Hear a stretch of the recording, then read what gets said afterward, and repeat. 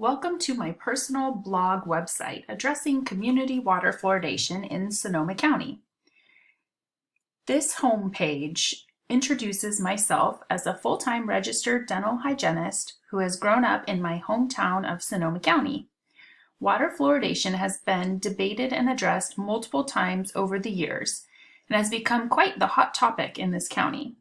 Because I get questioned almost daily about what type of dental products my patients should be using, under the assumption that they are getting fluoride from their tap drinking water, which isn't true, I created this blog to inform my community and dental professional cohorts about water fluoridation and the pros and cons that go along with this touchy subject in our county.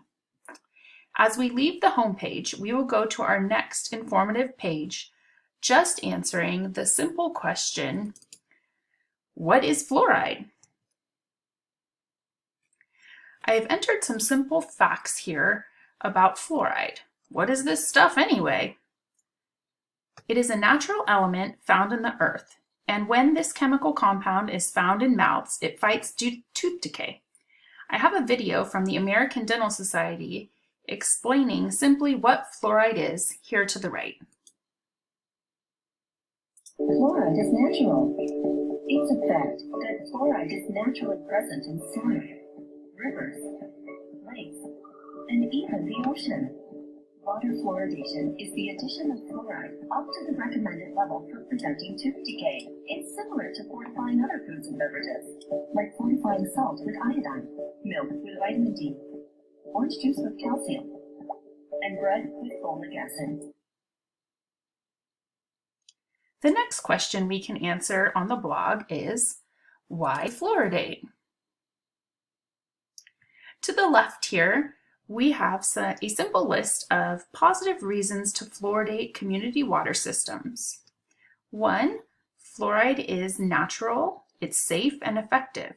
2, it prevents tooth decay in all ages, infants to adults.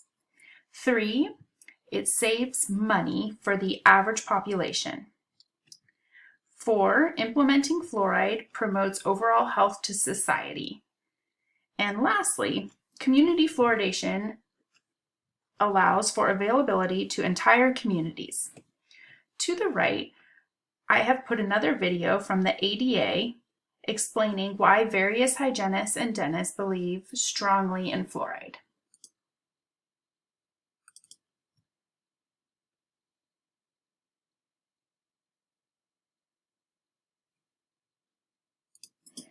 Fluoride in our community water is a good thing.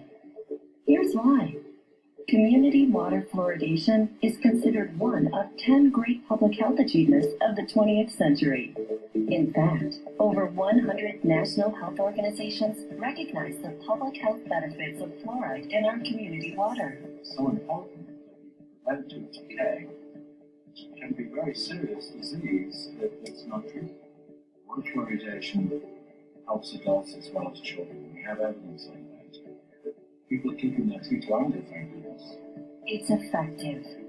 I'm a mom, I'm a dental hygienist, and I'm also a researcher. And I like to wear all 3 hats. I always try to find the best science and evidence when I'm trying to make researches about my children.